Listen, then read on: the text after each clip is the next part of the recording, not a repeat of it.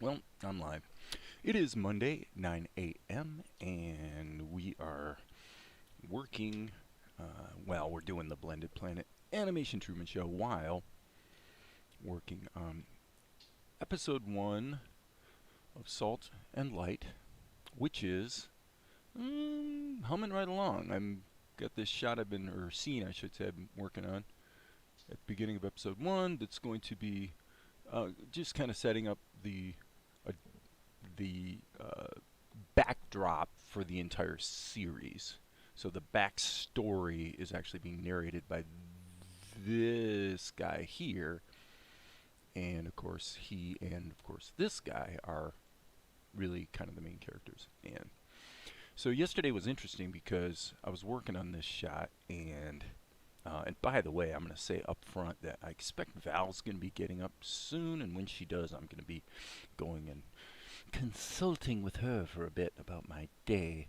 And so for that reason, I do expect to be just ducking out for a break. Who knows when?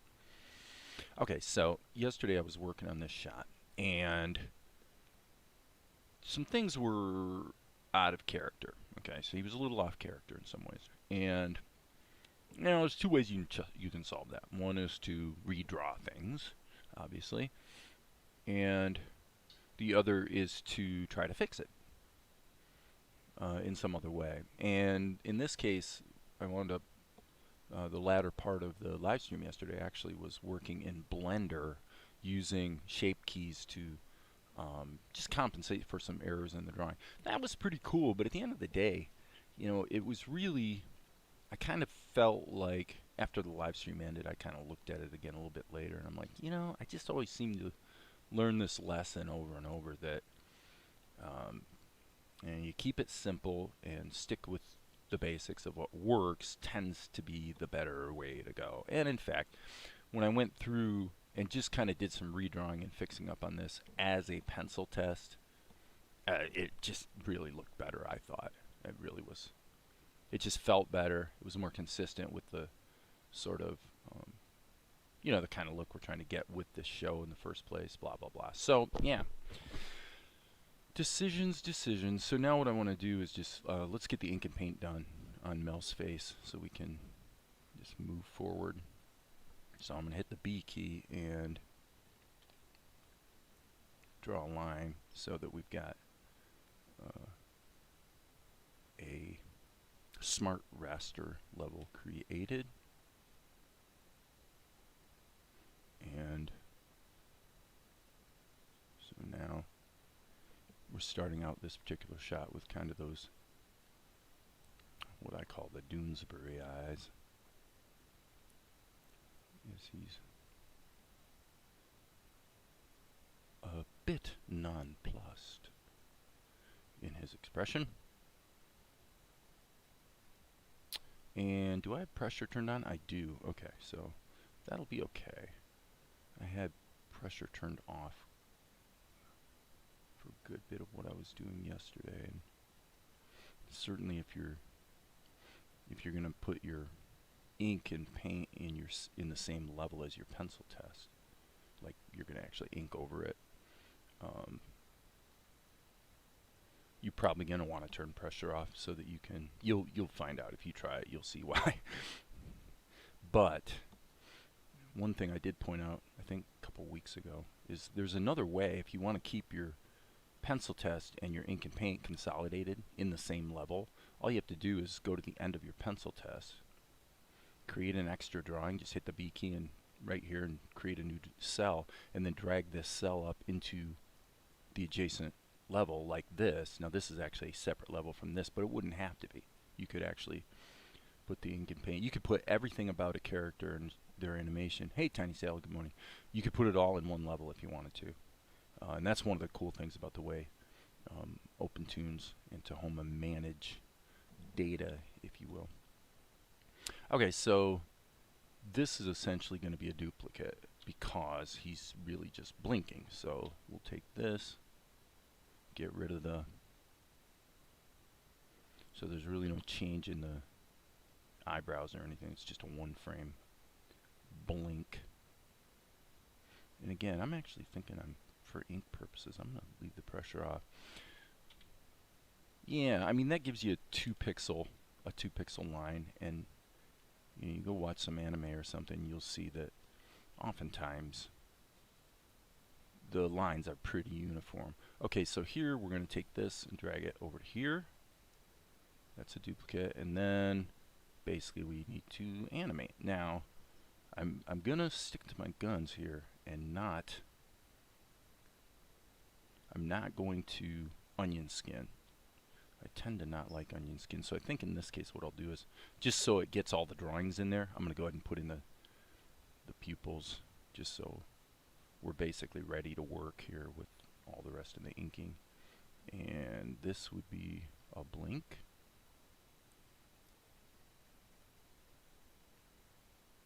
Again, just one frame. I'm not being super picky about it because it's one frame. Okay, so now here, if you want to fill this in, you can right mouse click on the selection and say fill in empty cells. Okay, so now what do we have? This would be this drawing again, so let's take 5 and smack that over there. And then this is going to be, actually this would be a good place to stop, because look what's going on here. The only difference between this and this is the position of his pupils. Obviously it's jumping around, but that's just because I had selected it in the pencil test and made an adjustment and didn't get it lined up perfectly. But since the pupils are the only thing changing, it really doesn't make sense to continue with the ink here. And this is a repeat, I believe, of this other blink up here. Is that 7? Actually it's not. I don't know why I did the blink twice. It's kind of weird. That's 11, and then here it's 7, so yeah, not quite sure. Maybe the eyebrows are in a different position. Nah, doesn't look like it. So sometimes it's hard to remember. Hey, good morning, Maria. Can stay with you till about 10:30 or so. Then I have to leave for a drug test as part of the onboarding process for my temp job. Not a problem, my dear. Not a problem. It's all good. Okay, and then here, I think I'll just put that in there. Again, I'm just trying to get all the drawings in. Okay, so now I'm kind of doing the assembly line approach to inking. Probably I want to turn on some smoothing, maybe somewhat aggressively, so that I can just be pretty precise with my lines and just really get them smacked in there pretty quickly. We're kind of doing that Alex Toth thing. So as you can see here, we've got that variability. So I don't want the shapes under his eyes to be closed per se. I like having, just the whites of his eyes kind of making that border, but at the same time I do want the border to be a little stronger here. So yeah, okay, that's fine. Boop boop boop doop. Okay, so I'm gonna just continue moving forward with a little bit more simplified line style like that, which is what you get when you don't have pressure on.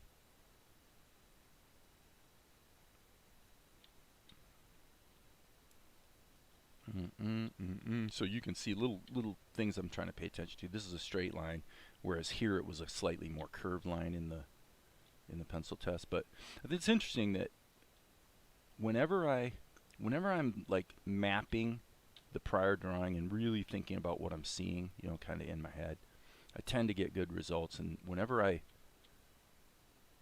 do any approach where I leave that behind, I tend to get worse results. It's kind of binary actually. Now right there, I'm going to redo that line.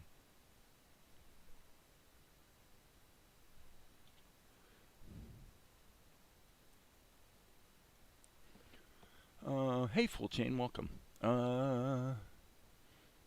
Internet's working today. Yeah, that's a good thing. We hope it continues.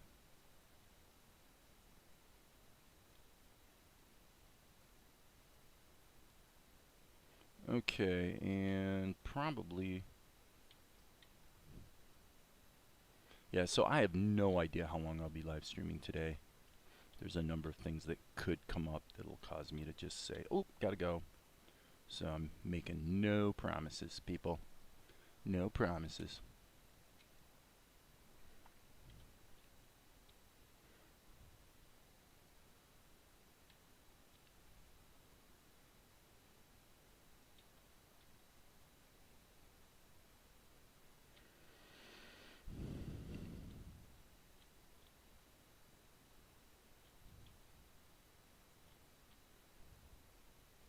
So if you love the flow of, the pencil test, you may find this a bit tedious because all the pencil test animation got done yesterday. But, it's all part of the process. There really is no getting around it. Let's see. I'm gonna, okay. Boop. Boop.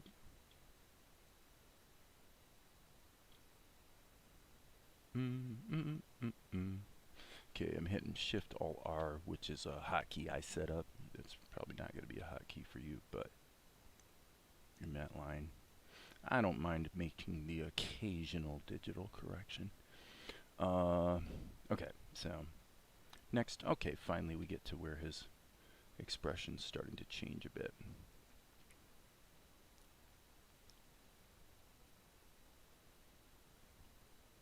Mel is palpably confused.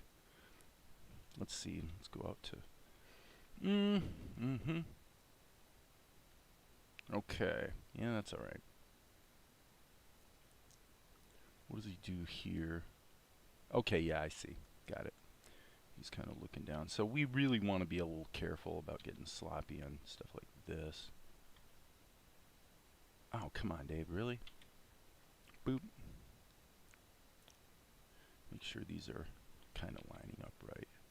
This is going to be on the screen for a bit. We're not really going to be able to hide sloppiness.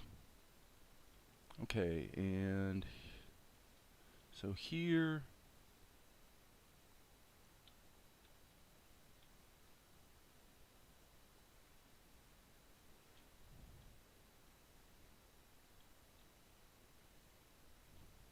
I want to basically maintain the thickness of his eyebrows more or less.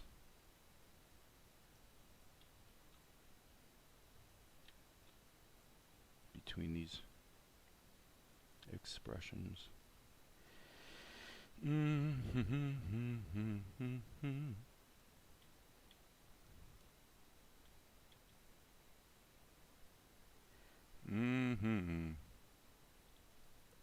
All good, Dave. Just do what you need to. Just chilling a bit from an anxious week. Why is it an anxious week, Full Chain?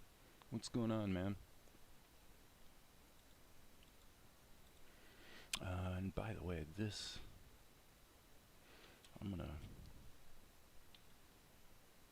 what's going on? I know for me, I was actually gonna go see my family physician today because I've had symptoms. Basically, it's just weird, I said yesterday, when you lift weights every day, you're always twinking something. There's always little injuries, or and you just get used to that. It's not a big deal.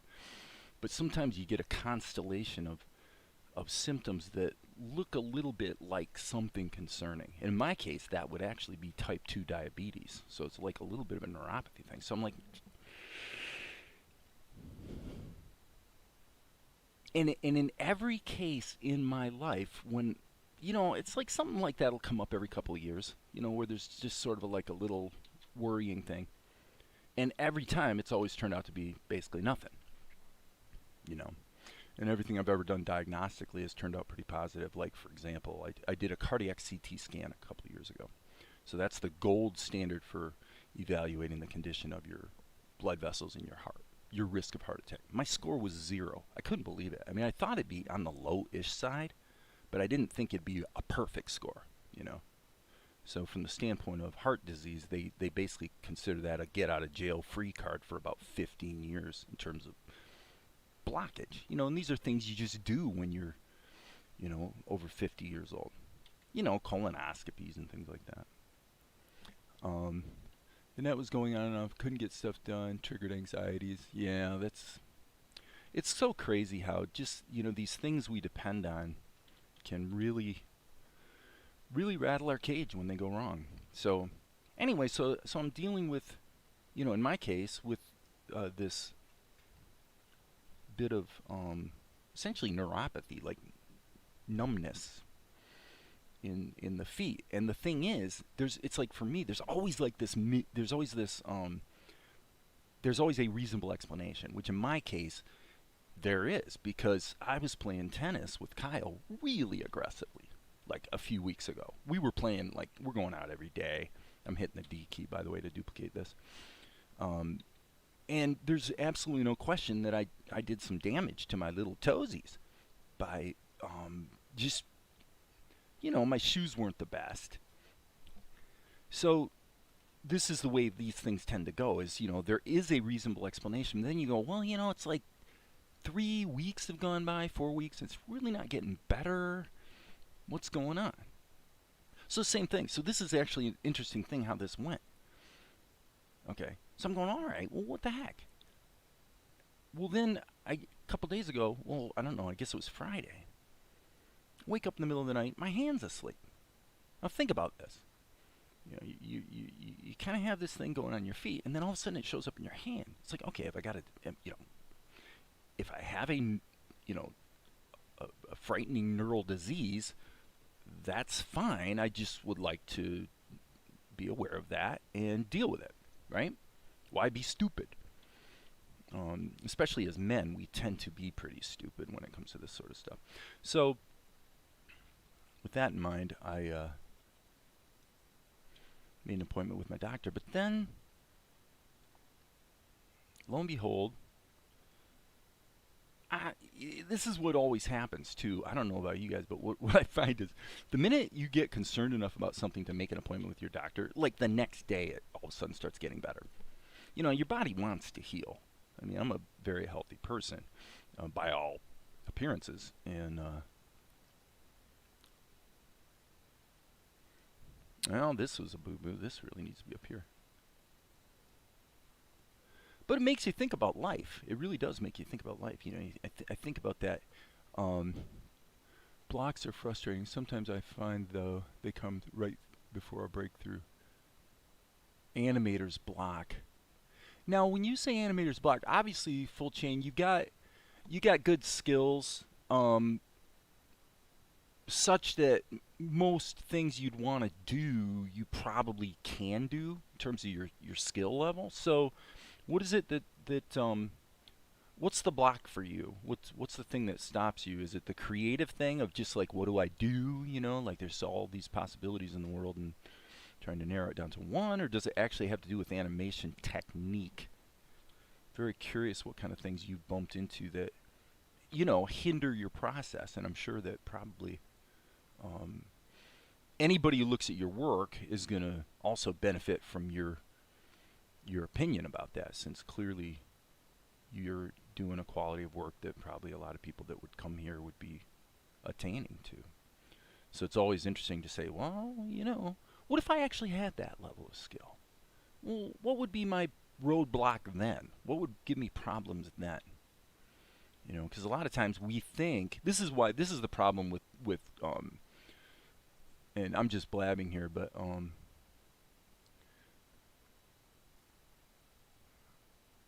yeah, and I'm glad full chain, because I've noticed the last week you've been kind of pulling things out of the archives and posting, like, here's a drawing I did some time ago and that sort of stuff, where it did look like, okay, it doesn't look like you're really working on anything in particular at the moment, kind of thing. So I did kind of wonder about that, actually. I mean, it's all good. Of course, it's your prerogative what you do. But yeah, I was curious if something was up. The learned skills are there, but a story to tell or an inspired piece of work isn't there sometimes. Yeah, that's true. Well, I think that for you, if you're gonna continue doing shorts like you've done, the best stuff you've got on your channel, as far as I'm concerned, is little shorts, and the common thread that makes them great, in my opinion, is the surprises. It's the comedy part. So, I think you can take any situation, anything creative that you could go watch or think about, stories, characters, situations from other people's stories. Okay, so like what I mean by that is, like for example, you say, okay, I like Harry Potter, let's say. Okay, well Harry Potter is wizards, all right? So now let's do something with wizards. It doesn't have to be Harry Potter, it's just something with wizards. Okay, we do something with wizards.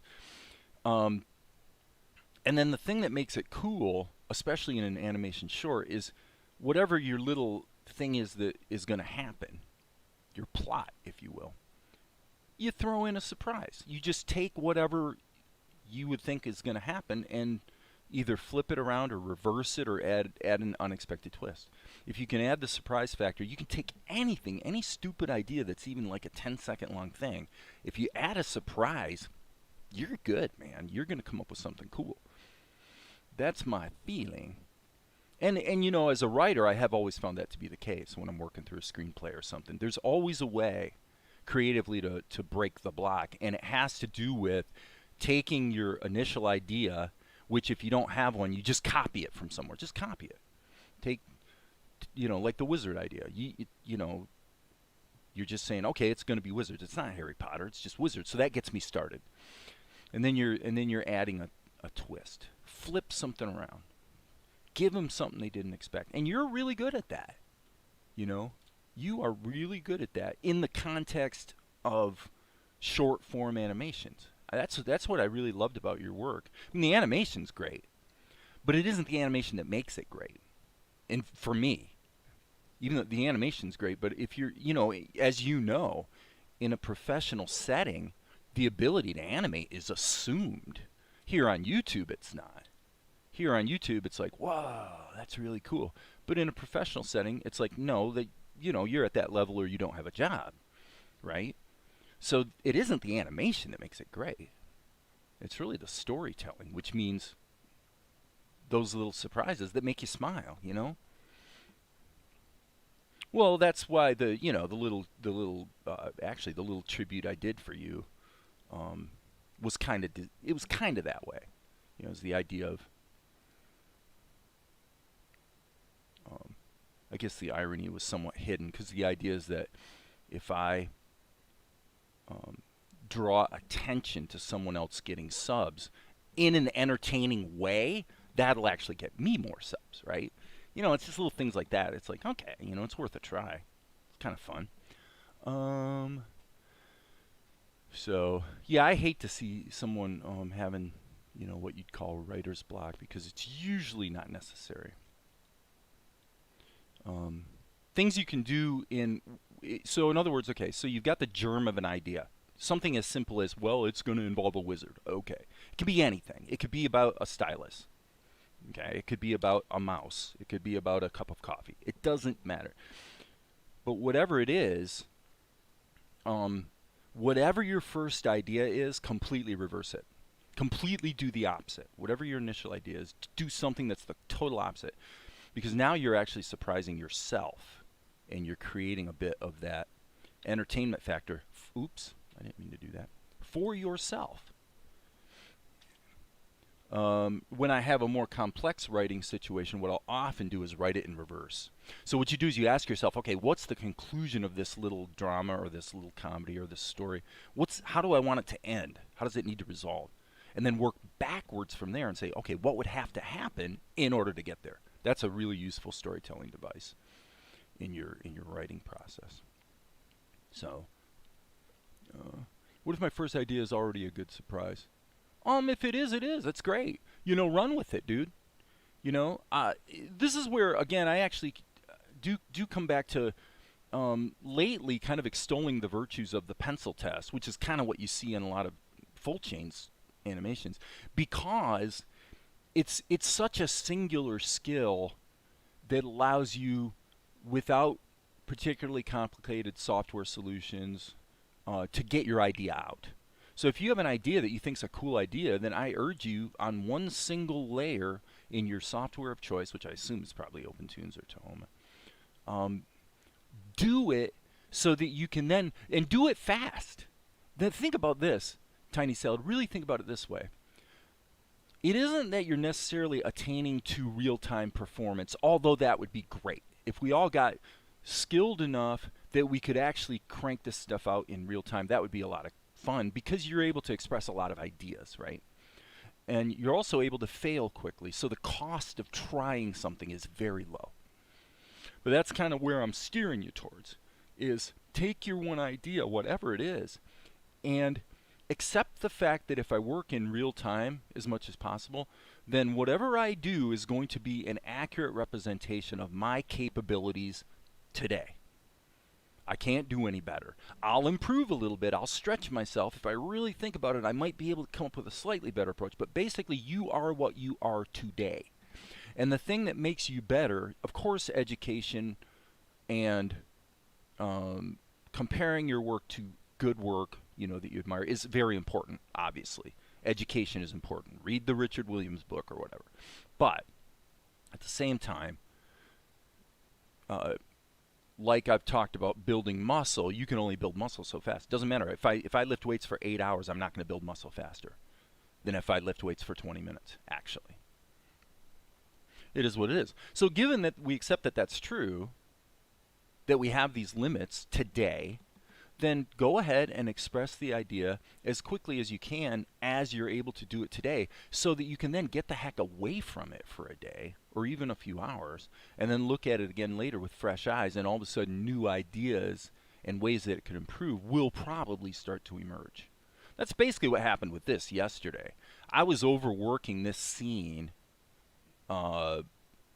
using Blender, as I said, to do some deformation and basically make some corrections in the characterization and whatnot. So I'm doing that, and after I got away from it for a couple hours, I came in and I looked at it, I'm like, this is kind of getting stupid. Why don't I just redraw this stuff? Just go back to the pencil test and do it kind of the old school way. And it actually looked better. So it's like, okay, let's just stick with that. Right, there you go. Well, and again, this has kind of come up in different ways in the last week or so, but it is the idea of okay, I'm hesitating in the way I say this because it sort of became a bit of a discussion between me and Amar and Centenari, who usually is not here on the live streams, but he tends to make fairly verbose and quite insightful comments on the videos. And it had to do with the balance between what I'm talking about, where you're sort of getting yourself out there, getting your work out there, versus just kind of, I can't remember even what the opposite perspective was, but it kind of had to do with being really comfortable with what it is you're really even trying to accomplish. And if you're not quite there yet, it might be premature to sort of just get everything out there as fast as possible. So there's a balance to that. But generally, for those of us here, I would expect if you're fiddling around with animation, and frankly, Tiny Salad, you may already do this. For all I know, you're posting stuff on Discord or whatever all the time. I have no idea. But, okay, so what I'm doing now, by the way, is I'm hitting the R key and sampling the hair color so that I can then steal that color for his eyebrows here. So that's another reason why I like the stuff Full Chain does, because it's by being sort of unfinished pencil test type stuff, you really, everything about it that's entertaining is there, right? I mean, everything I'm doing is really not necessary for the purpose of establishing the entertainment value of what I'm doing. But I need to do all this because, it's supposed to be a show that's going to be suitable ultimately for some form of broadcast or streaming. It's a show. It's not an animation experiment. No, the truth is it's both. But so I kind of have this little additional burden. It would actually be, Amar has talked about this, doing the whole thing as a pencil test. It would be a bit of a relief and a lot of fun to just knock out a whole episode as a pencil test with the mindset that, well, maybe I'll actually hire out the ink and paint or just do it in one fell swoop. Because really it is the pencil test animation is where all the fun is as far as animation. This is just tedium for me for the most part. I don't really mind doing it, but It's not, I wouldn't call it fun. Oh.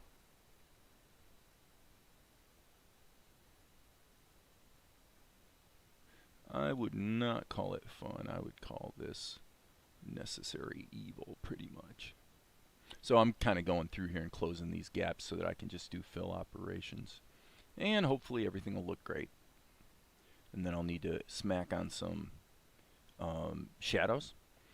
And then I will need to, I'll probably, well, to be consistent with the rest of the scene, I'm going to need to use the body highlight effect. Now this would again be a little easier if I just went like this.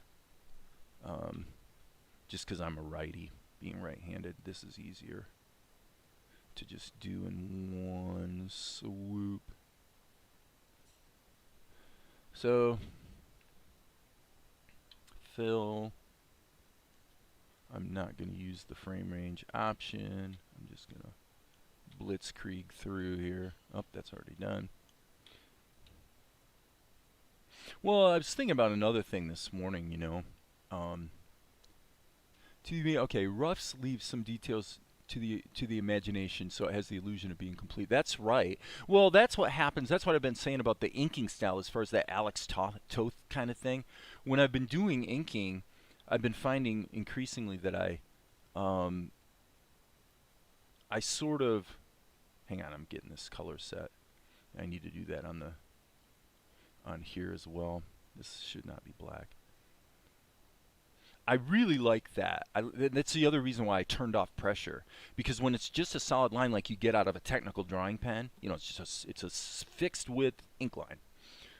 It forces you to really think about what's that one little mark you want to make that suggests to the brain what it thinks it sees. I mean, that's a really cool thing to play around with. It's a really great power that we have, the power of suggestion, you know. Okay, so his eyes feel a little bright to me. I'm going to go ahead and crank these down just a little bit. Said this before, but I like the roughs in animation. Yeah, I do too. I mean, that's what everybody, I mean, I don't think anybody who's looking at a channel like mine, you know, looking at animation is, I would think most people, that's what they really want to see. They want to see it being made, and they want to see what it ends up being. My basic problem is I'm so deep into a complete show production that I really can't, you know, that's kind of what I'm going to give my time to, just because I am determined to get this done and sort of get it on the street, so to speak. Let's see here. It's all good, you know. At the end of the day, I you know, always think about the fact that everybody has a certain number of minutes and hours. And, you know, where do your minutes and your hours go? That's always the question. This should be about probably 18. Seems like we've been doing the shadows a little bit on the darker side on this scene, because they are indoors. They are indoors. But I was thinking today about, well, let me see if I can follow this train of thought. Since I'm just sitting here animating, I'm allowed to blab and just talk about whatever I'm thinking about at the time. And what it was I was thinking about that feeling you get when you get up in the morning and you're really, really, really well rested, right? And the sun's shining in, and you just feel creative. You know, you don't have a care in the world, and but you're enthused to do whatever it is that you do. And it's like, you know, I don't necessarily wake up every day like that. In fact, it's kind of unpredictable. Okay, so if we can accept that that's a thing,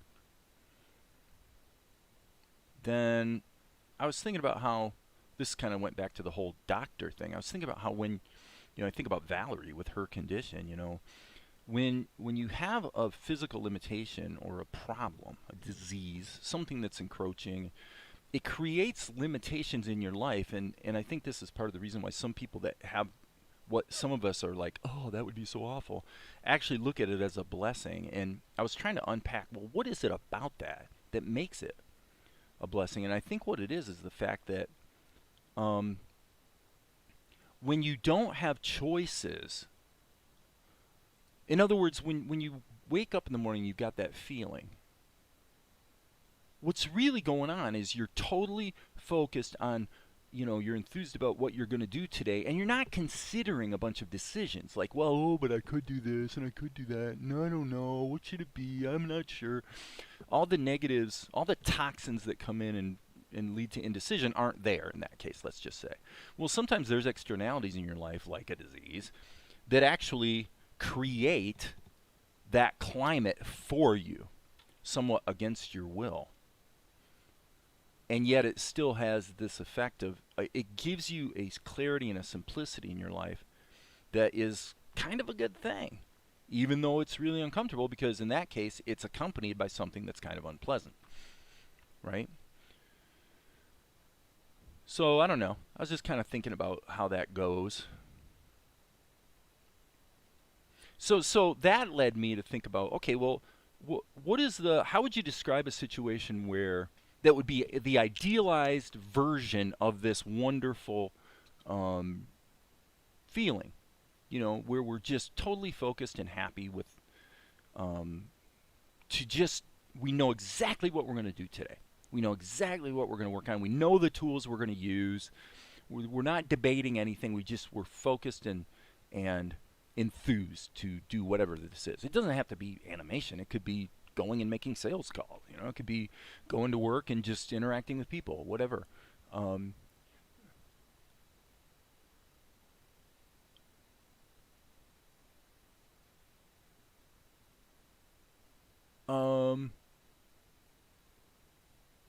Yeah, what you're saying about suggesting the arcs is kind of what I've been talking about what I've been calling flow lines.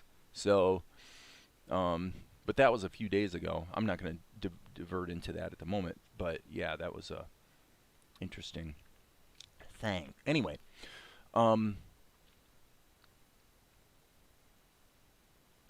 okay, so I'm thinking about this from the standpoint of people that have been here on the live streams who quite legitimately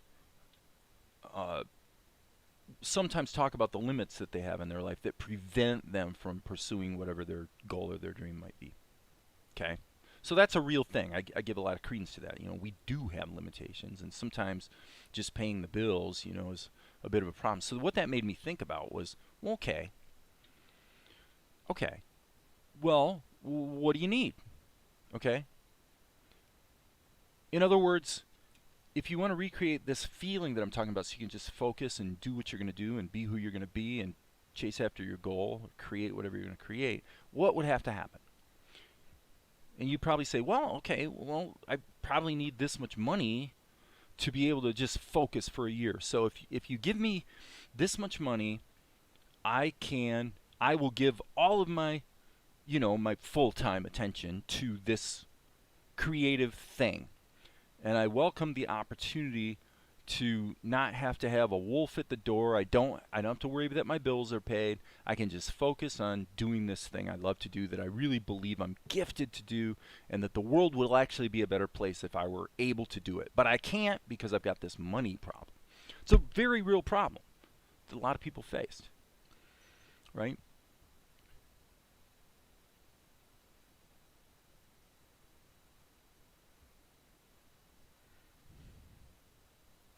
And here's the problem or the challenge that goes with that.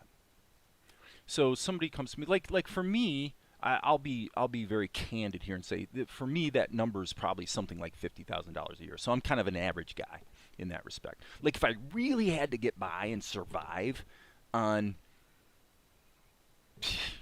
probably like 36,000, like $3,000 a month, could probably do it. I could probably get by. I could probably actually. I mean, it's insane. Probably, for some people that sounds like a lot, but I mean, in the big scheme of things, it's definitely not. So for me, that would be that number. It kind of informs the whole question of a crowdfund to a degree. You're saying, well, okay, here's this thing that you're doing for a couple hours a day. Well, what would it take for you to be able to justify doing it all day, every day, and you just forget everything else, not a care in the world, I'm just doing this thing. So if anybody has the courage and wants to, they can post it in the chat. Say, what's that number for you? That number for you might be $1,500 a month, or about $18,000 a year. It's going to be all over the map because some people are single, some people have families, kids, et cetera, et cetera. So now the question I would ask myself is this. Say somebody comes along and says, okay, I'm going to give you that number. Whatever that number is for you, I'm going to give you that number. And the whole point is you're going to forget everything except this one thing that we're trying to do. We're not even going to discuss who gets the reward when it's done, okay? Because that's a ticklish subject, because usually if you get somebody that's actually an investor, they pretty much want to get most of the reward. That's because they're taking the risk. So let's respect that for the moment. Let's just say that's respectable. And even though we're going to be really bummed out when our thing becomes mega well, this actually happened to me, come to think of it. That's what happened with Healed by Grace. I mean, here's a movie that cost me $8,000 to make. I was paid $36,000 to make it, and it made $1 million. And basically, about for the guys that paid me to make it, they made 10 times as much. They made at least $300,000-$400,000 from that movie, and the distributor made probably $200,000 to $300,000. Me, I just got paid to do it.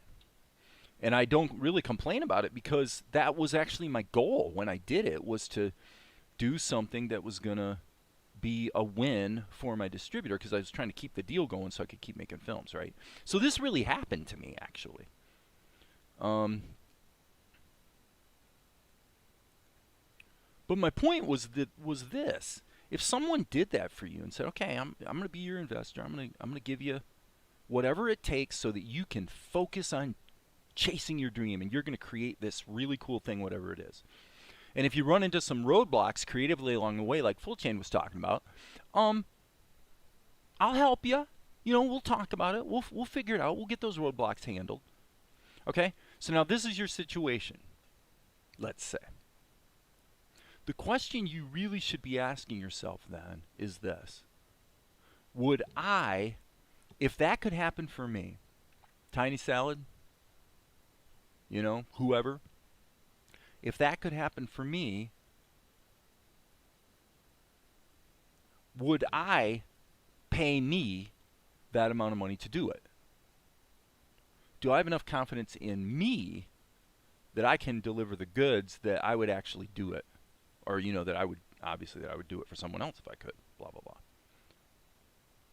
And if the answer to that is not very resoundingly yes, then you probably have to look at really pragmatically at your skill set and ask yourself, okay, well, what would it take for me to be worth that? Because I suspect that in most cases, and somebody can disagree if they want, in most cases, if your work is worth that, you'll probably get it.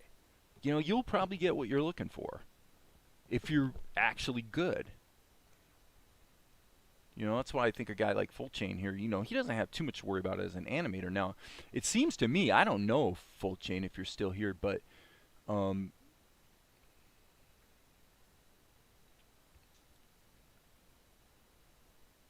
okay, and I'm going to actually, and by the way, Maria, my son, my daughter and my son-in-law and the two kids were actually in Brooklyn yesterday. They took a picture on the Brooklyn Bridge. They're visiting my son who lives in Manhattan area. Anyway, I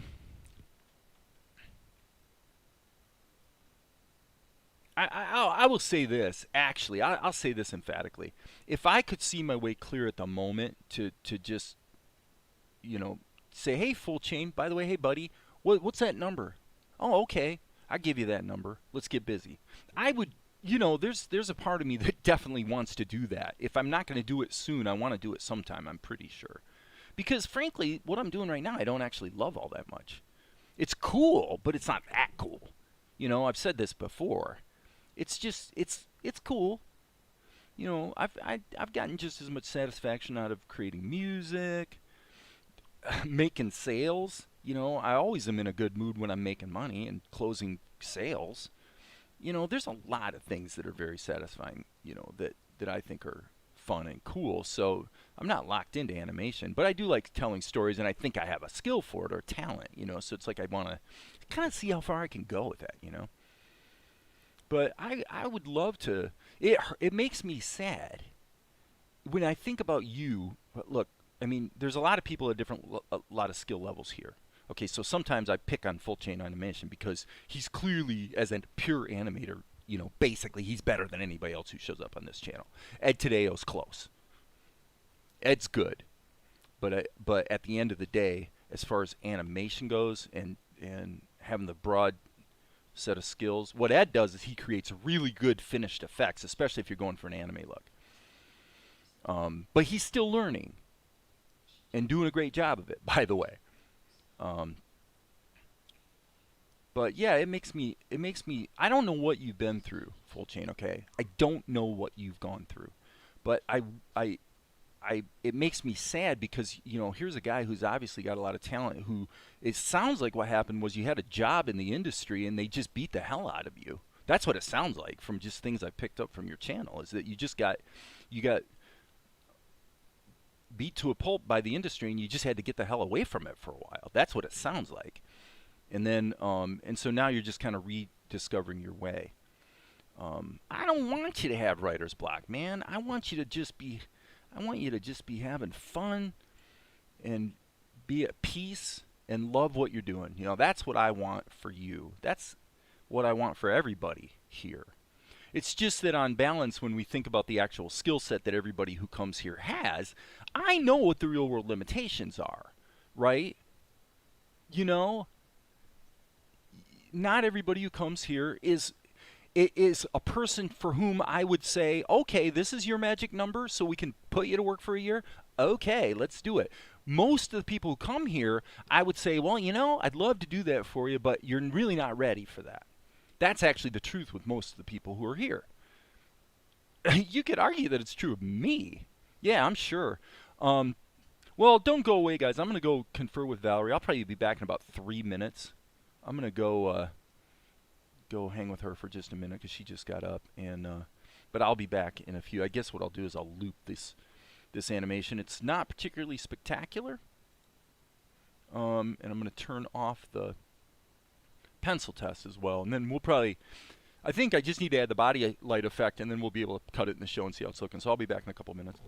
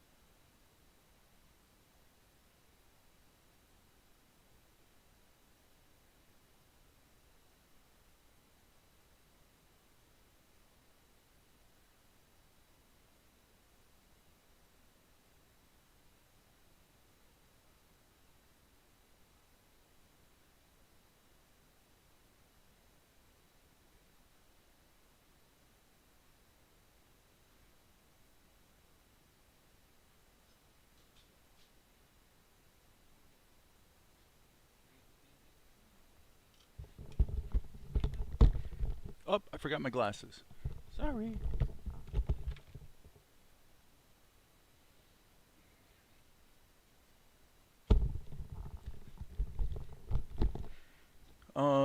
Okay, so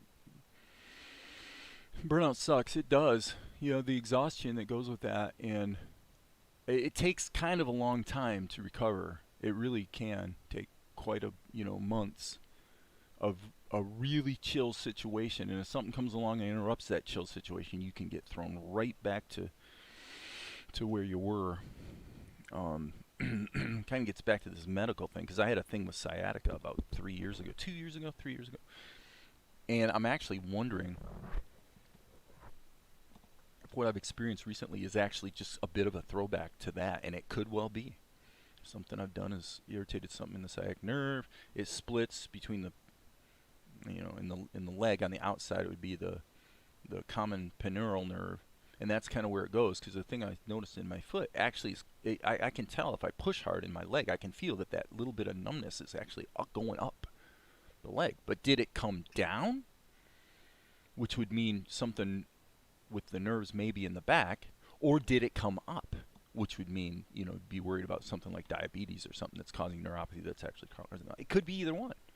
So that's the problem. And the stress comes from uncertainty, right? That's why we go see our doctor. But that doesn't always help that much, unfortunately.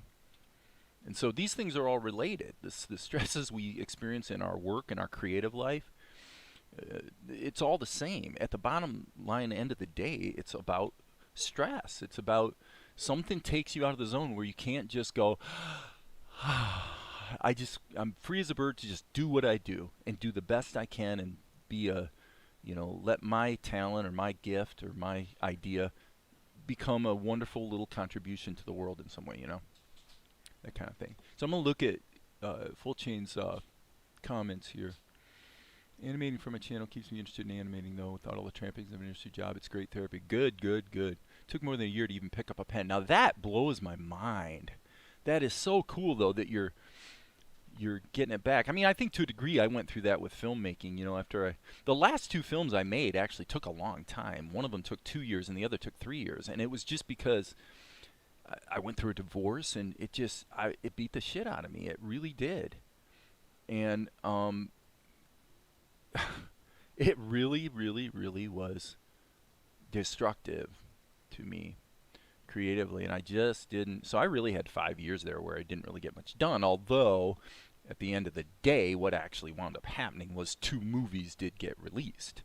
One of them's doing fine, and the other one's actually going out for distribution as we speak. I've got to get a bunch of assets together for the distributor, but so it's not a total loss, but I don't want that for people. I want myself. I'm lucky because I don't have to worry too much about being able to pay my bills. That's a fact. I can't deny that, and that's an advantage I have that a lot of people don't. If I really wanted to work on this like all day, every day, I probably could make it work. But I still do limit it. I'm actually doing more lately than I did for a while, in that I've been basically giving it about 3 hours a day instead of 2. But let's see here. I saw a mouth was missing. There's a mouth missing. Ah, there it is. Oh, I see. It's the blink. The blink needs a mouth. Right. So we better go here and here, and probably just copy this. Control C, Control V, because I actually have a lot of faith in human nature. It's like in the political argument. People worry about welfare, in the sense I talked about this the other day. People who are really down on welfare are kind of down on it because of the idea that if everybody could just be on the dole, then everybody would just be a lazy ass and be on the dole. And I don't believe that. I think we've got enough data behind us to prove that about 5 to 10% of the people would do kind of that type of thing. But most people just aren't like that. They want to motivate. They have goals and things they want to do. I'm almost embarrassed to admit. Don't be embarrassed, dude. God, don't be embarrassed. There's nothing embarrassing about any of this stuff. I struggle with that too, believe me, man. I get it. I totally get it. There's so many things in life that you just, we all try to present well, right? And we don't want to admit how we either hurt or how we struggle, you know. Almost embarrassed to admit my last job was supervising the animation for a good number of episodes for the Animaniacs reboot. Okay. We did the first episode at Snipple in Manila. Okay. It wasn't because of Animaniacs that I resigned. I loved it. It was just my mind and body had had enough. Yeah. I personally, my approach to the work climate has always been this. I believe, rightly or wrongly, and I definitely found this to be true in my commercial media life, is that if you look at the way most people do stuff, basically most people do it wrong because they give a lot of attention and impose time demands for stuff that actually doesn't matter that much. People tend to fixate on the things that don't matter more than the things that do. And there's a host of reasons for that. But if you can be pragmatic and hone right in on the things that do matter, you find that I've found that you can do a lot more in a lot less time. And so in Hollywood or in, with Animaniacs, with a television broadcast production, the likelihood is that everybody is being worked too hard, probably for no good reason. Because we know that most people are really, really productive for about an hour and a half to 3 hours a day, and the other 5 hours that they're being paid for aren't actually that productive. I think that's why in the Nordic countries, when they give people leave for having babies and things like that, it actually turns out pretty well. Because, it turns out that when people are happy and can just freaking chill out about their life, all of a sudden you get more productivity out of them, blah, blah, blah. Okay, so I'm just checking the flow here. So kind of got that Sokka look there.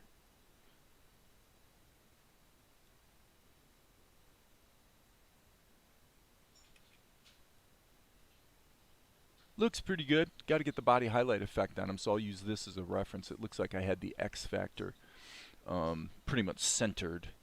So, hey Steve. All right, so we need to go F3. Hello, F3. And I'm not in a position where I can save the world by giving everybody a free ride to, do everything that they want to do.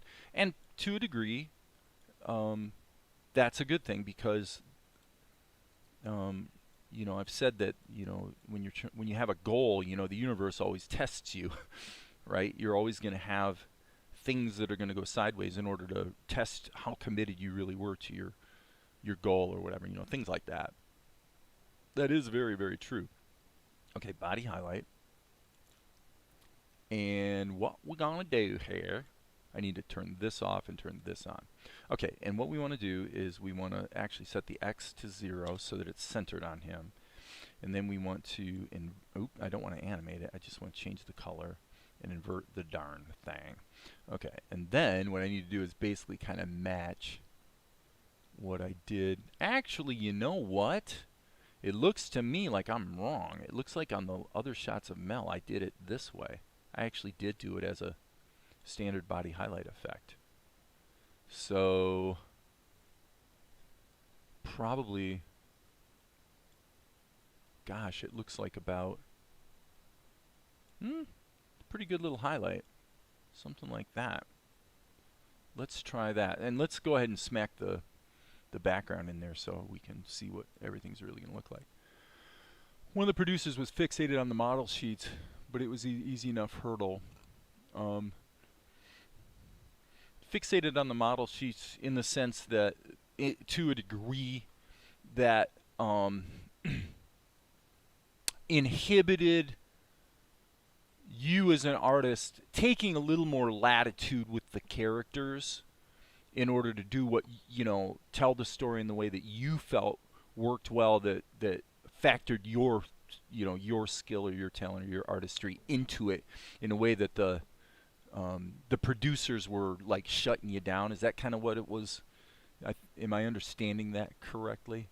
And when you say it's an easy enough hurdle, what I think you mean is, I can live with that, right?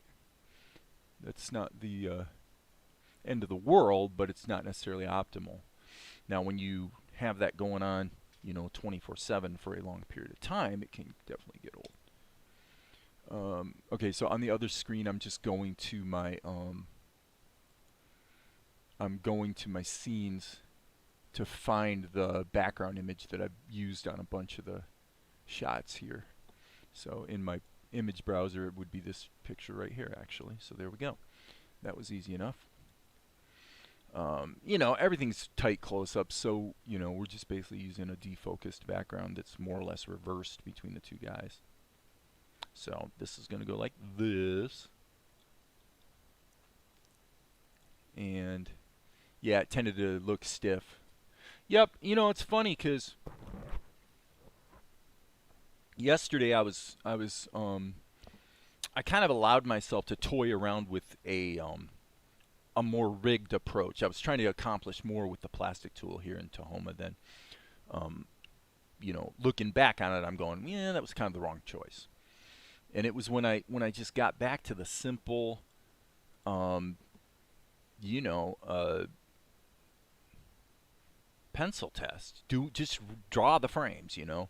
When I got back to that, it's like, okay, this looks better. It's more fun, because what happens is in a rigged approach, which I'm sure on a show like Animaniacs, I would assume well, Animaniacs is, there's a lot of full animation in a show like that, though. So I don't know. You know better than me what that production's about. But my point, for what it's worth, is that when you okay, actually, you answer me this question. Okay, I have a theory. So let's compare, not Animaniacs necessarily, but let's say a show that's being done with a tool like Harmony or something, where we're actually using rigs for the most part. So we're setting up model sheets. We do all the turnarounds, but we're creating assets so that in 2D we can create a rig that can be used over and over and over and over throughout the show. It's pretty much the way you always would have worked if you were using a tool like Anime Studio Pro. Okay, or Moho. But Harmony lends itself well to that. Obviously, there's nothing in that type of approach that you couldn't do with Blender. It would be tougher with Opentoonz. Definitely. You can't do it at all with Krita. So my question is, on balance, when you take a production like, let's just say the Simpsons, something that is hand-drawn, they may be getting leverage with reused assets today. I have no idea, but at least back in the day, because of the technology wasn't there, everything was hand-drawn. So shows like that, that's just how they do it, right? Okay, so my question is this.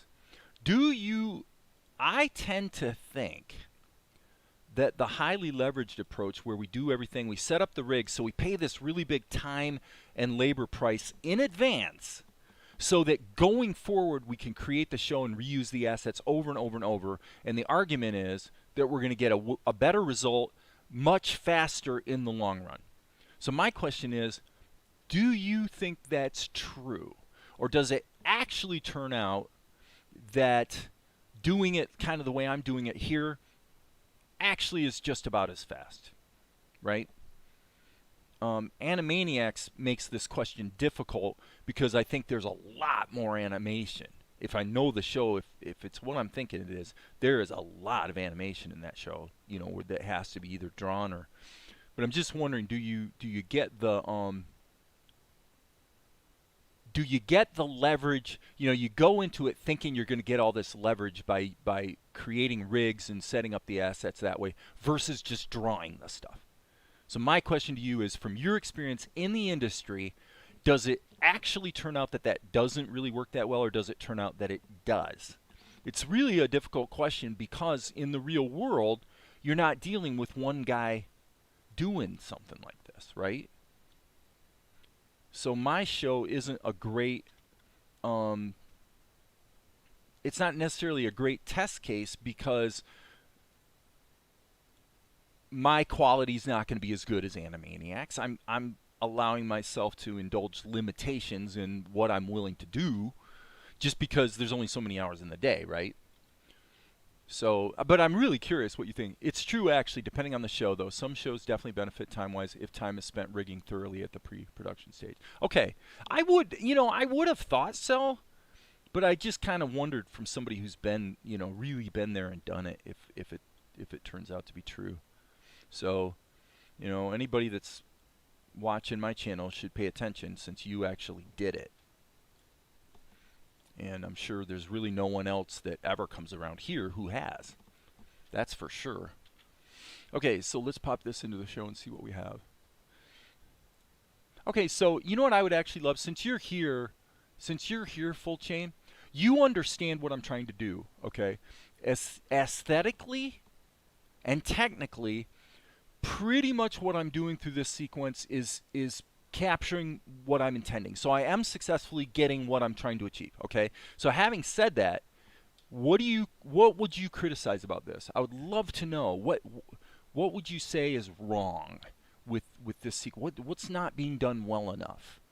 And I'm not going to try to seed your answer by suggesting what I think the answer would be. I mean, just you tell me what's right and what's wrong here.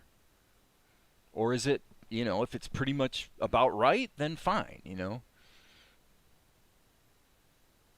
There's a little bit, by the way, there in the storytelling, but that's not really about animation. I stretched out that sigh and actually had him sigh twice because I was just trying to amplify it, and I think it's probably going to get cut out.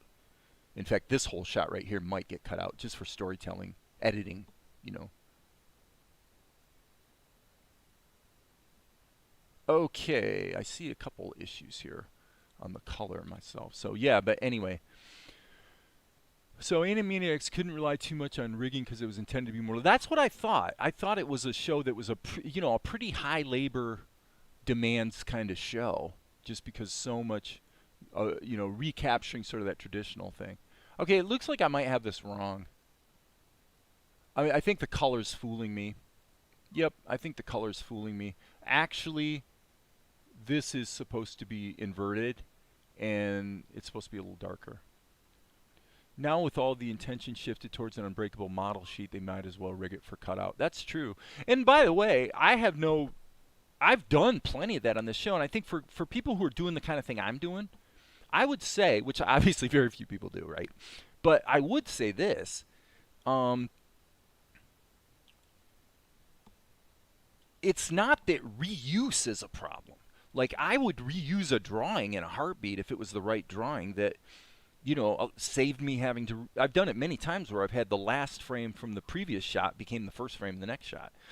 And a little bit of secondary animation with the plastic tool or something, where the mindset is like this anime mindset, where we're saying, what's the least we can do in this shot that fully captures the attitude of just what that shot is supposed to convey in the storytelling?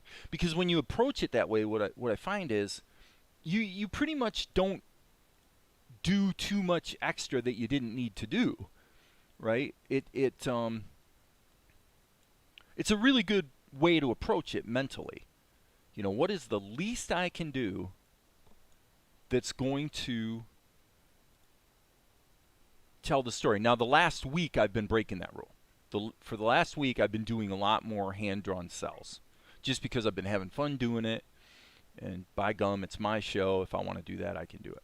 Okay, so what I see going on here is I think I might have had 2 of these in the previous scene, and what I'm going to do is actually load up number 000G and look at what I did. So let's just open up 0000G, and what I want to do is look at what I did with Mel. And yep, I was right. Yep, I actually had 2 body highlight effects. I did both the highlight. So this was set at 0.8 highlight, and this was set at 0.84 shadow. Okay, that tells me what's going on. All right. So now we can go back to the previous shot, and we don't need to do anything about saving the changes. So my bad, people. I had it backwards.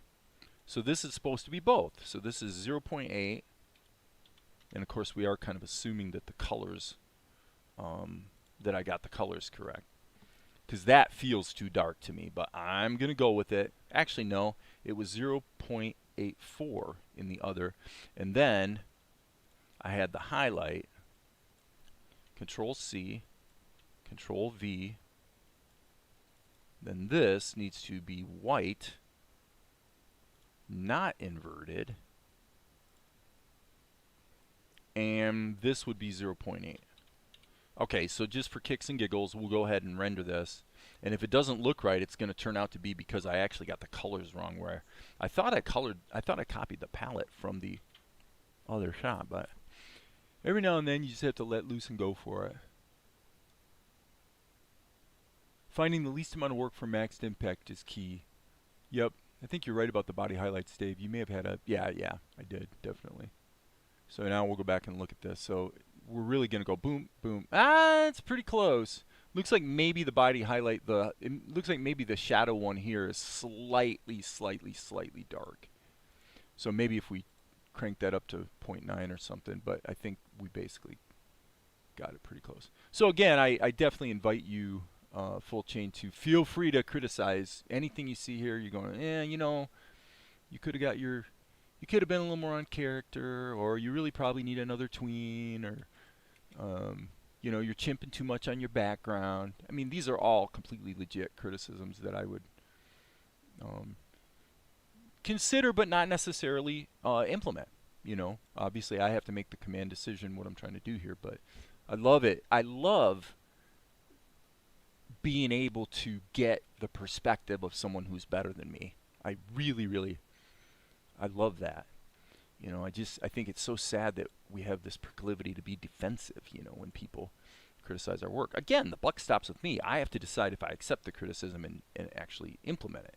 But holy cow, what a benefit, you know, to be 0.9. I'm going to make it 0.9. To have somebody who actually knows what they're doing criticize you is a delight. It's like unbelievably cool.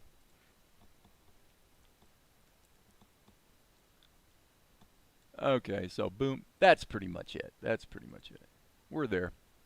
Okay, so again, of course, we could criticize the animation or whatever, but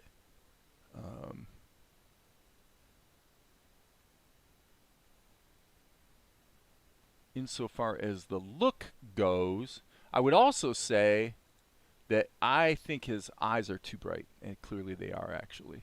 That's pretty obvious. So let's just go in here. Actually, wrong level. This is the eye level.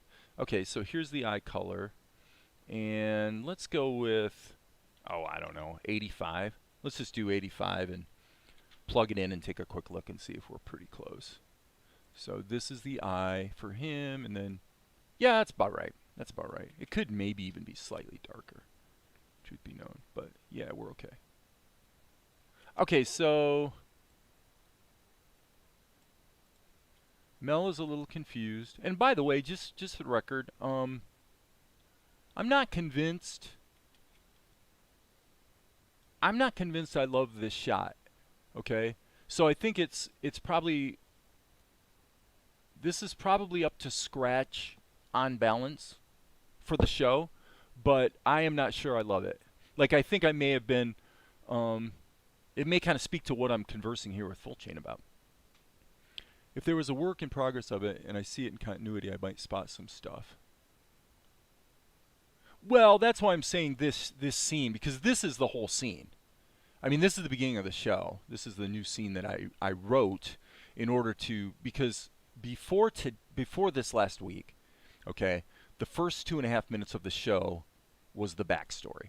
Okay, so this is the socio-political backdrop from 20 years earlier that explains what the show is, kind of lays the groundwork, and then the show really begins at 2 minutes and 30 seconds, and then we finally meet Mel. So I said, that's not cool. Let's meet Mel at the beginning, and so this scene really opens up the show, and we're immediately seeing Asher, and we're seeing Mel, and then the backstory is told by Asher to Mel. So as much of a work in progress in continuity that you can get, this is pretty much it, because this is actually the show just beginning, and it's you're not getting the audio or the voices or anything, but I mean, I could actually kind of fake that, as a matter of fact. So what actually happens here is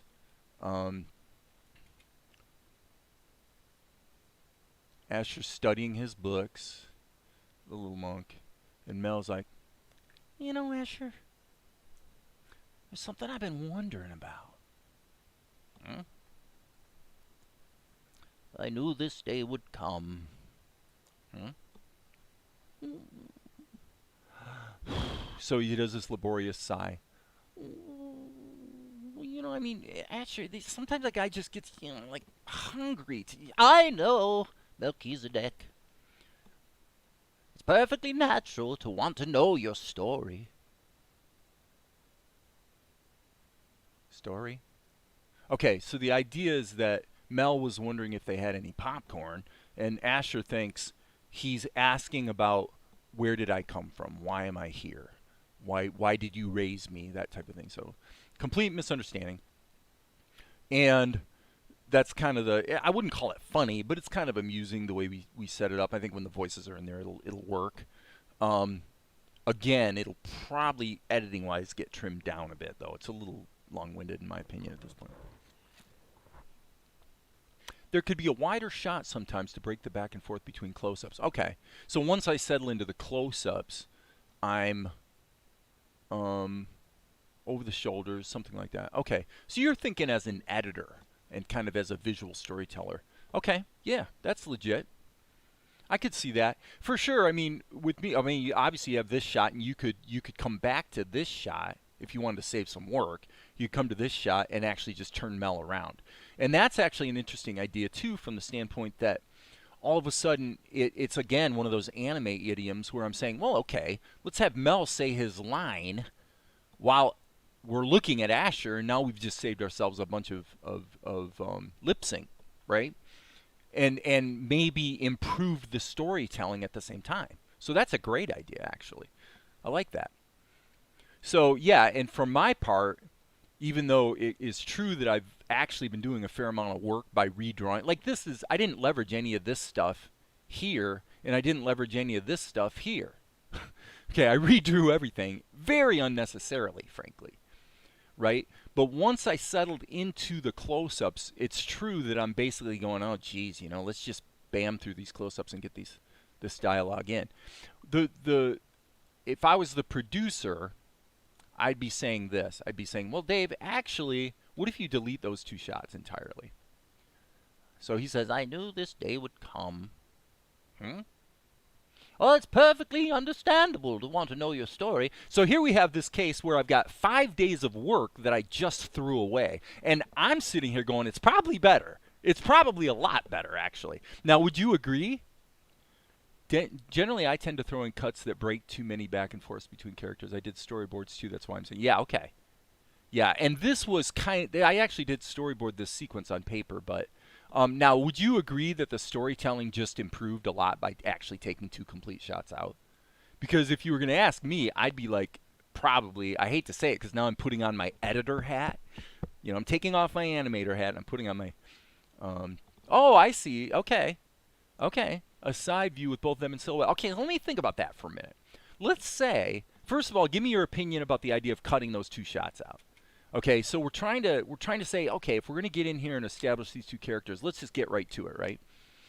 And I don't think the two shots I just removed really added anything from the standpoint of what we know about them. So he says, yeah, I was just kind of wondering about something, blah, blah, blah. And Asher overreacts. I knew this day would come. And we just need this. Huh?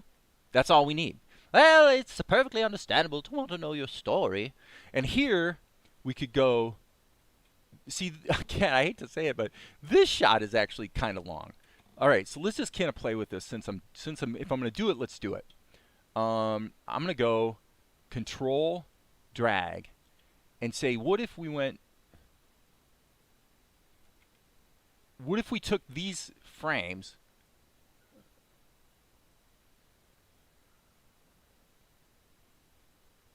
I'm just going to say, this is just kind of playing around with it, okay? What if we slowed this down a bit? In other words, I don't want to go to the time to block it in correctly, but I'm just saying. Okay, so then we say, story. Okay, we already had the smash zoom, so I shouldn't do that twice. But let's say we reuse this asset and said, story. And then we went to this, like a two-shot, like you're talking about. would you agree that even though I just threw an entire week's worth of work away, the show is actually better? Would you agree or disagree? And if you don't have an opinion, if you're like, well, I could take it either way, I'm open to that. I don't care. I'm very curious if you're seeing what I'm seeing. If I'm thinking strictly as an editor, I'm thinking I want to chop it down to the least we can put in there that really hits all the beats of character, attitude, and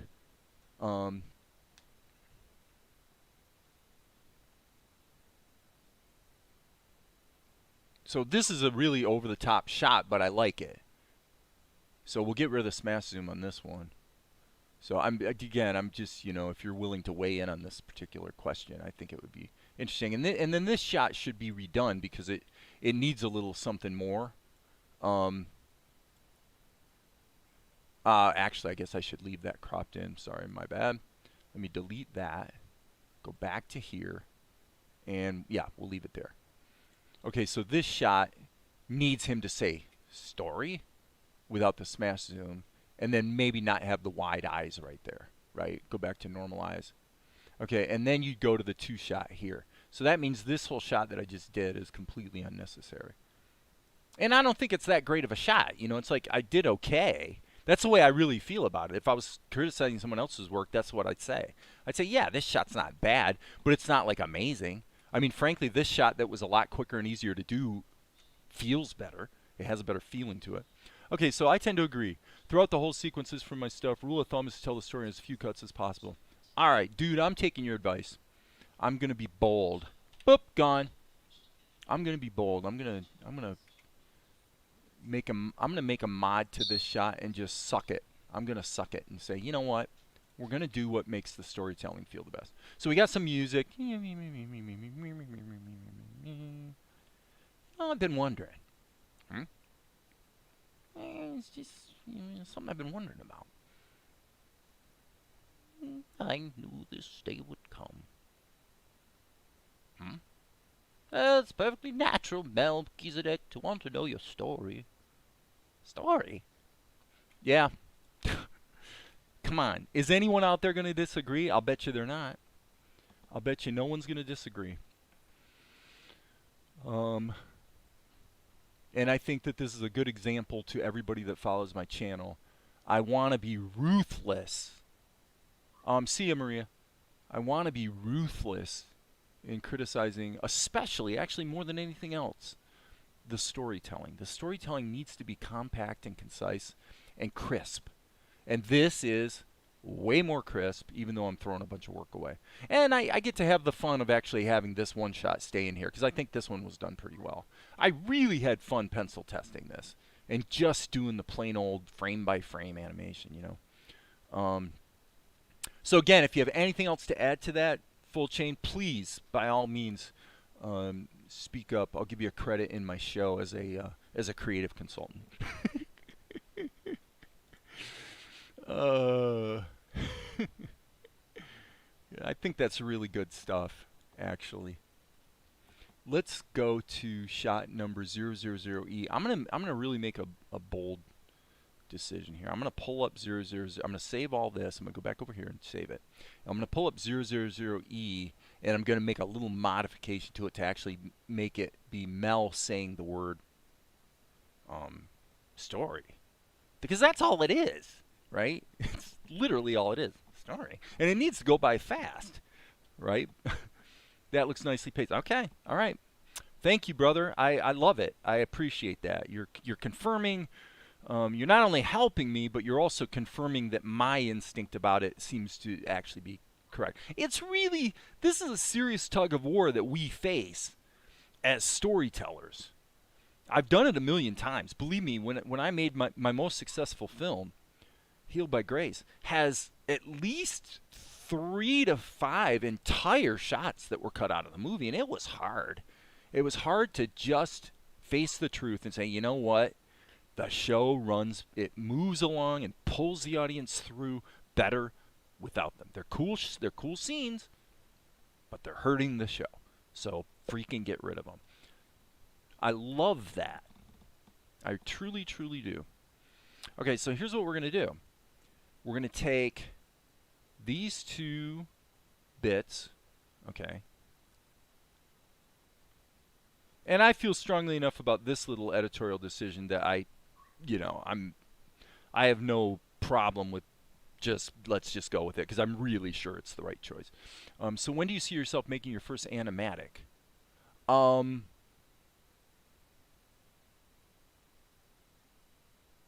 But isn't it the best when you have the courage to do it and it's better? It's better. And learning to of course there's the problem for many of us of developing the skill to know good from bad. That's a really important problem that we do have to solve as storytellers. But assuming you've got either the skill or an instinct for that, which I always have had a pretty good instinct, I haven't always had the courage to do it. Okay, anyway, let me get this. Okay, so this shot is probably going to have a duplicate of it. This drawing, I should say. We should start here because this is where we left off. Okay, so hopefully this is making sense for everyone. What we're going to do, I'm keeping the shadows locked, basically, to the rest of the scene. So I'm going to keep everything in sync as best I can. Okay. No, I like this. I think this is super cool. I really appreciate you being here full chain and being willing to engage with me on this stuff. I think it's, like I said, I love to I love to get spanked by people who are better than me. I think it's the coolest thing. So worth it, Okay, so this is fine.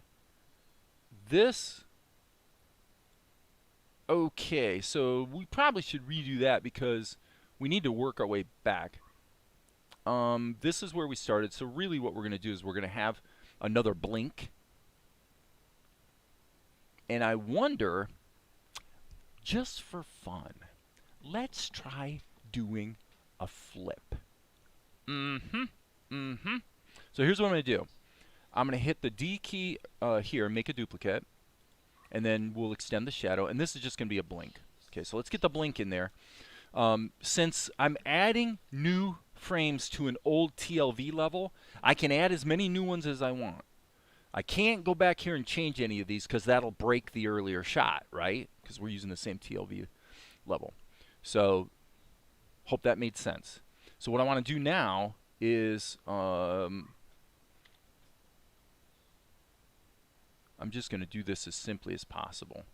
So I'm going to go like this based on what I did before. I'm hoping this will work. What I'm going to do is I'm now going to take the whites of the eyes and I'm going to use my eraser, but I'm going to do a selective erase like this so that I can actually get rid of the whites of the eyes, and I can refill that like that with flesh tone. Now I just have to go in and I'll just paint over. I'm hitting the V key, and then I'm going to set it to lines and areas so I can just paint over. And the only reason I did it that way is so I knew that the blink is in the right position. So, well, and by the way, this interaction here today also underscores the value of collaboration. Now, I'm fortunate because I do trust Valerie's opinion. When she sees, she's got a pretty good instinct, for this stuff, and when she sees something that's not working, she makes no bones about it. She speaks right up. But yeah, it definitely can be helpful to have that other set of eyes on the situation. Okay, B key. I'm turning pressure off so that these lines are going to be as... it looks like that doesn't even solve the problem. That's interesting. Oh well. We'll go with it this time because it's only on the screen for one frame anyway. So let's go here. Now, this is important.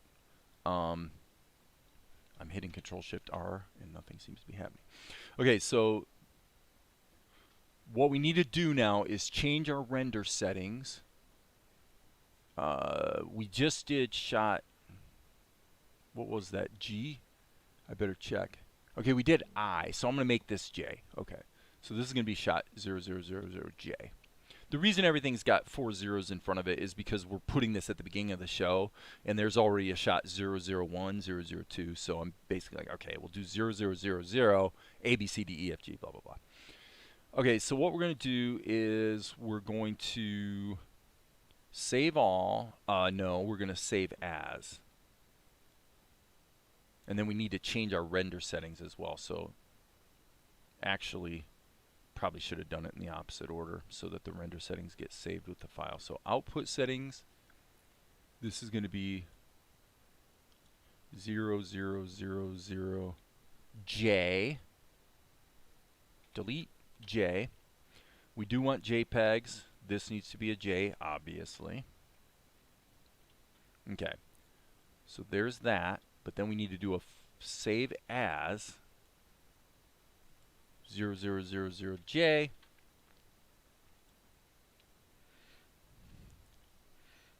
And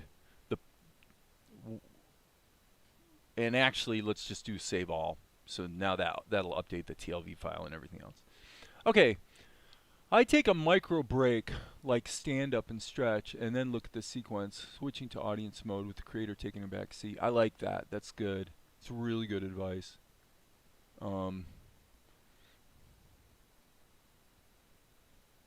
Definitely good stuff. Okay, so we've got this. So my question was,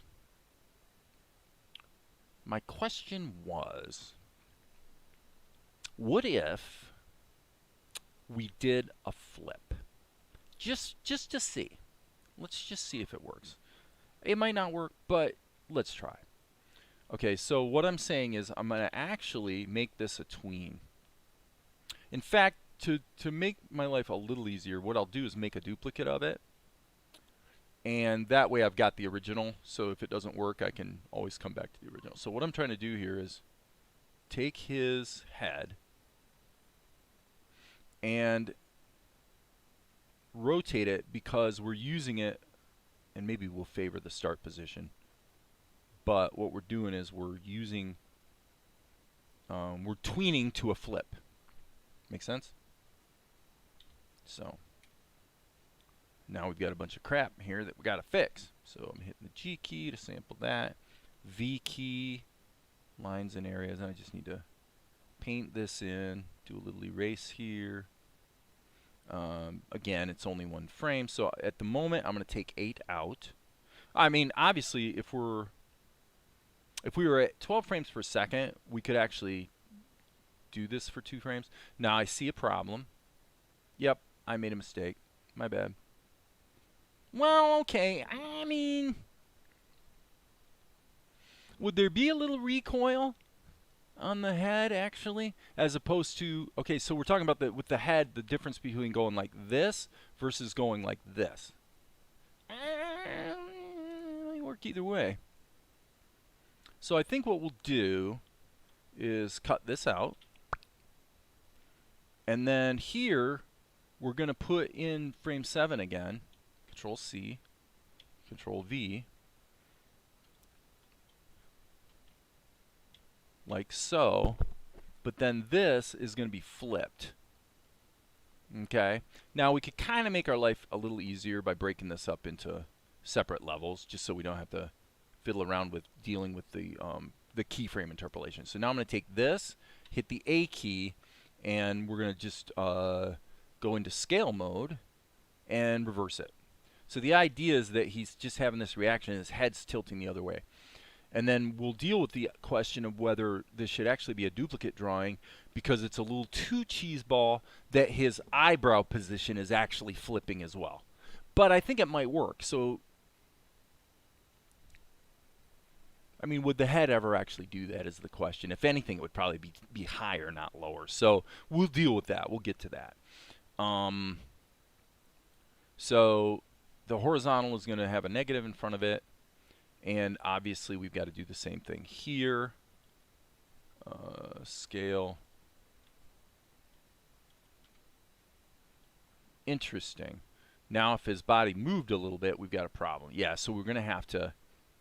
Oh, that's the problem is we don't want to flip the whole thing. Yeah, we don't want to flip the whole. That was stupid. That was stupid. My bad, guys. What we wanted to do. Okay, but we can fix it this way. Look at this. Here's what we'll do. We'll take this and extend it. Okay. Stay with me, people. We'll take this and we'll make it a duplicate so we're not damaging shot number 7. Now I'm going to hit Control X. Okay. This is going to make it easy. This is where the digital tools can be a little bit helpful. Now what we'll do is in shot number 10, we're just going to erase his body. And then we'll move it into exactly the right position for the flip. With the caveat that this needs to be a duplicate as well, because here we need to erase his head. Okay, so that just kind of makes everything a little simpler with a little bit of housekeeping. So I'm going to solo this level and just erase his head. And then we'll probably have to go in and, okay, didn't mean to have it on selective. Sorry about that. So we'll have to go in and put the back of his shirt in there and everything. So that'll only take a second. So G key, V key. We'll just kind of go like this. And then make this 4 again. I tend to like 4 for my, and I'm just going to color this in. This will not fill correctly unless I draw this border right here. It's a little bit silly, but there it is. So fill tool, boom. Okay, so now we've got that. And now when we go back to the X sheet, solo this level, and we're going to do the opposite. We're going to erase his body. So this is one of those case-by-case situations where I think a little bit of judicious use of some digital tools to just save the time. You know, no harm done, right?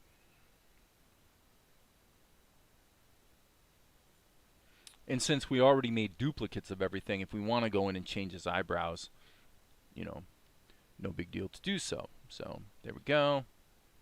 What do we have here? Ah, yes, this is of course wrong as well. This would have to be, okay, so what we would have to do here, watch this. Oh boy, this is going to be interesting. I'm going to hit the S key. I'm going to grab everything from here down and hit Control C. Then I'm going to go back here and I'm going to erase all of this. So we might have to come in and recatch that shadow under his chin. No big deal. Alright, so now I should be able to hit the S key, Control V. Wait, that didn't work. Is this position wrong? Did I get this wrong? I did. Oh, it's still flipped. Duh. This, okay, I'm a little, it's dyslexia moment here. Yes, this level is not supposed to be flipped now. But we need it to be flipped for the head. Therefore, okay, got it. So what I need to do is grab this and actually flip it this way. This needs to be, have the flip baked in, if you will. Okay. And now this shadow, I believe, belongs there. Okay. Now the danger here, of course, is, yep, there's the danger. We've got this problem of the shadow being flipped. I tell you what, let's take the shadows out so they're not confusing things. This is, now we're getting into that zone where we're starting to fight the digital tools, and it's not worth it. It'd be better to just get them out, make sure the acting is working, then we'll deal with the shadows. Now that's not bad.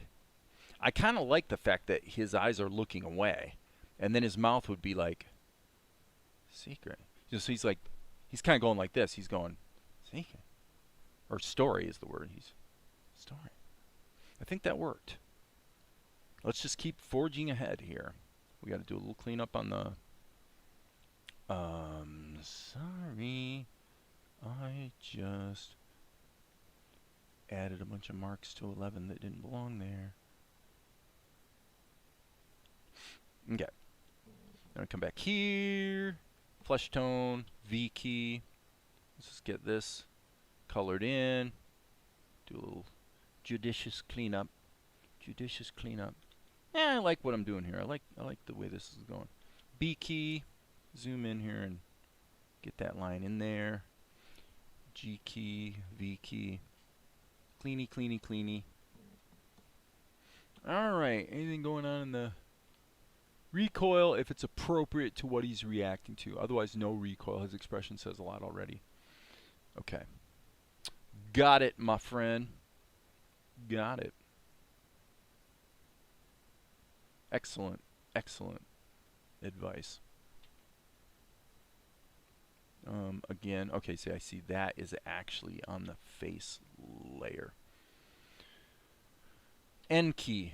Okay. What do we got? Save all.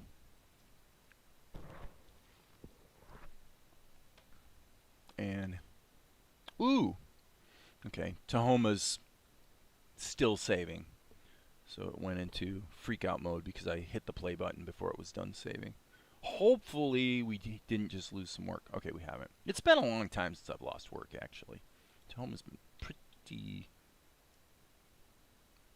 Yeah, okay. So I'm just going to get right down to the... forget the shadows for the moment, and let's just put in a vector level here and hit the B key.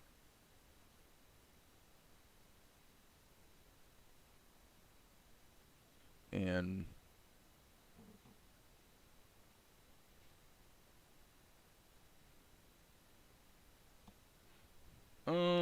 maybe that should be a straight line, actually. Let's put in a little onion skin so we can kind of see what we're doing. Okay, what is with... Oh, that's right, because it made a shape. I see what just happened. Okay, let me do that again. Let's just turn... Let's turn these off for half a second and just do it that way. Okay, so we got that in there, and then probably we'll just make this semi-transparent so we can sort of see the flesh tone bleeding through into that. That usually works pretty well. Although, again, it's a little too grayed, so if we just work a little bit of red into it, that seems to work.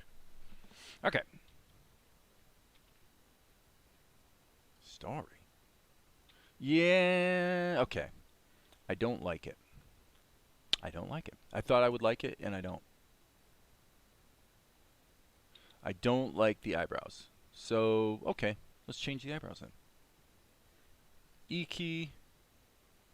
I definitely don't like the eyebrows. It's like too much of a good thing here, folks. B key. Fill tool. Boom. Fill tool. G key. Sample that. Fill tool. Got it. Or Shift Alt R to get rid of the rotation. Probably should turn pressure on. And then let's zoom out.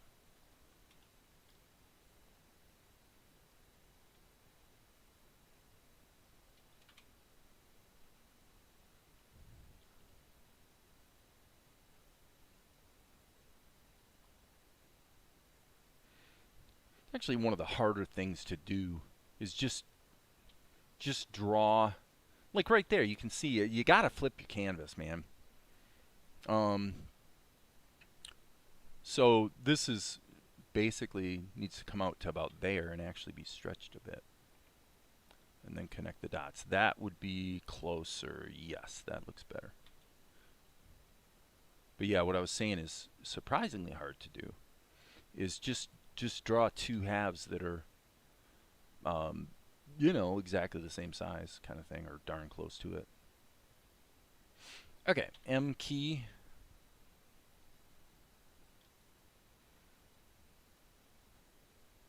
That's better, that's for sure. Okay, N key, there's actual size. Okay, now, the other thing is, we've got way too much of a delay at the beginning. So boom, boom, boom. We're going to go here. We're going to give him 1 second. Doot, doot, doot, doot, doot, doot. So that's still too long. This is a quick reaction, and there's no point muddying things up with a lot of wasted time. So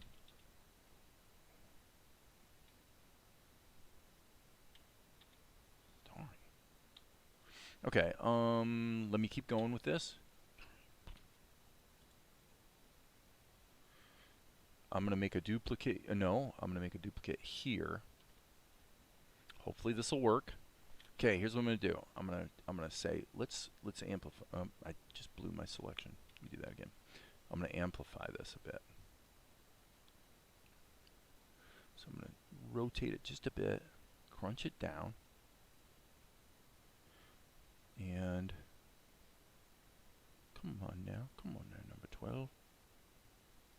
So I'm allowing myself to be a bit fluid with the storytelling here. V key is in lines and areas mode, of course. Tahoma, as usual, missed the hotkey. So I hit the hotkey. And I think that'll work.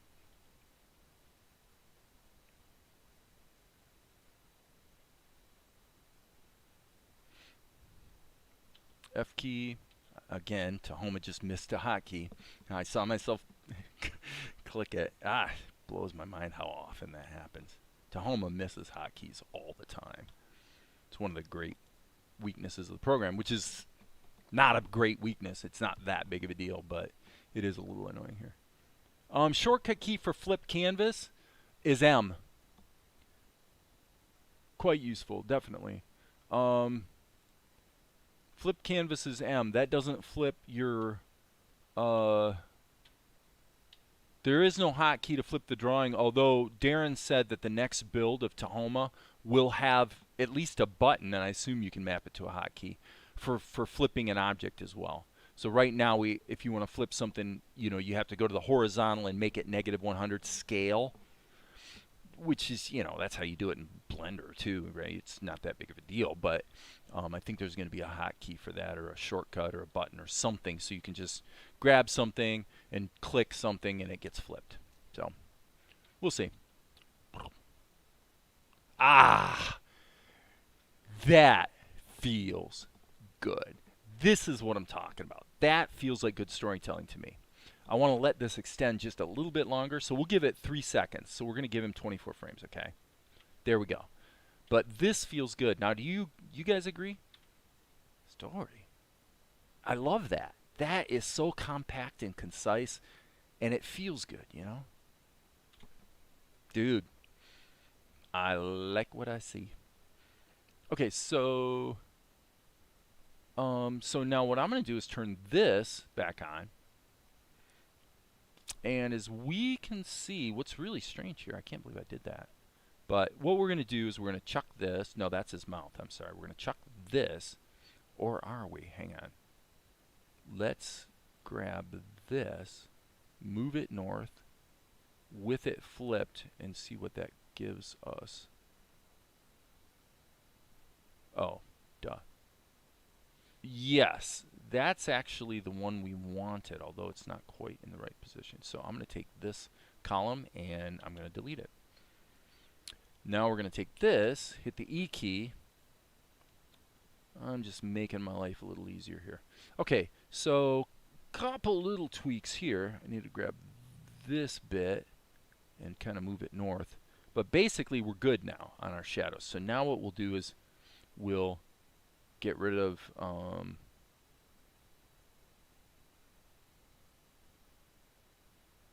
we'll make a duplicate here. So D for dupe. And then that's not going to change. So there's our shadow up to frame 24. Okay, cool. So anybody, yeah, that works well. I'm glad you, thank you. This is so, I really like this. I like subtle acting. That little thing with the eyes, to me, I do not decry when someone does something that actually didn't take very much work. If the storytelling's good, I love it, and I think that looks really good. So That's my opinion, and I'm sticking to it. So we've got a duplicate there, so now what we just need to do is hit the B key, and of course we've got this all turned off again, so we need to turn it back on. And now, I think this is going to cut into the show quite nicely. We will not have a smash zoom on this, obviously. I don't want to overuse that effect.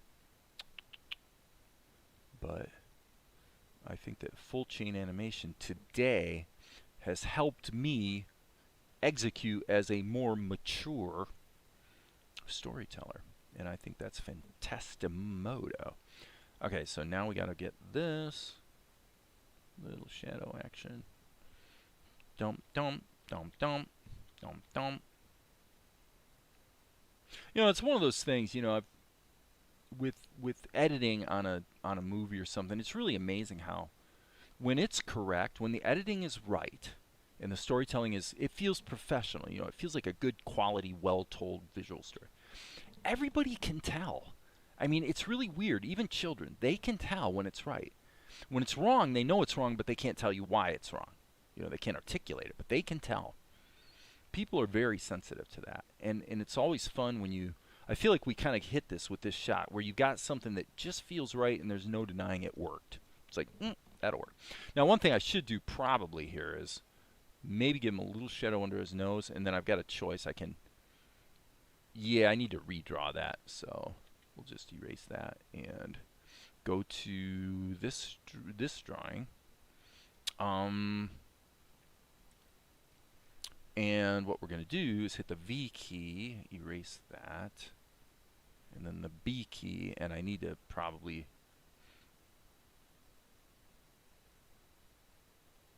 I was going to say toggle, but I can't because it's not in the same, it's not actually in the same level. So, okay, B key, so we'll just kind of get that going. And I think we're pretty much there. I think we're ready to render.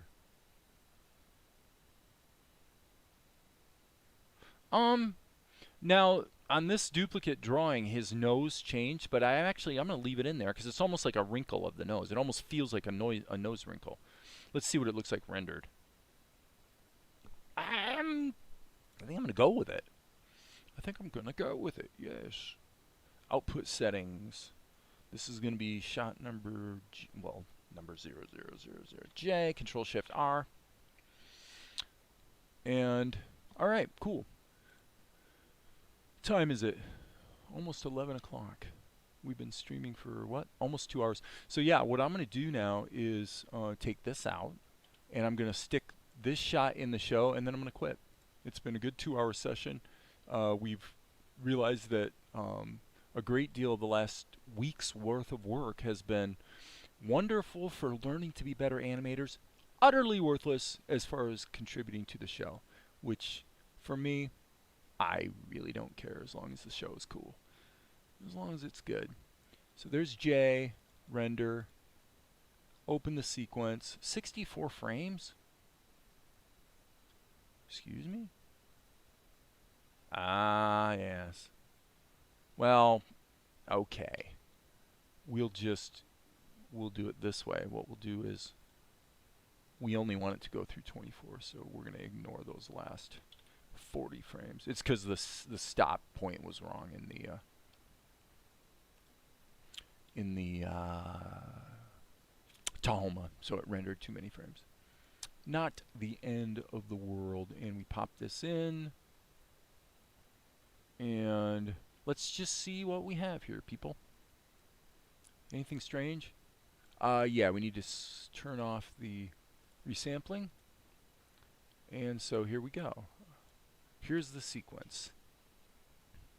La-da-da-da, nice music. When Mel says his line, there's a little pizzicato. Boop. You know, I've been wondering about something.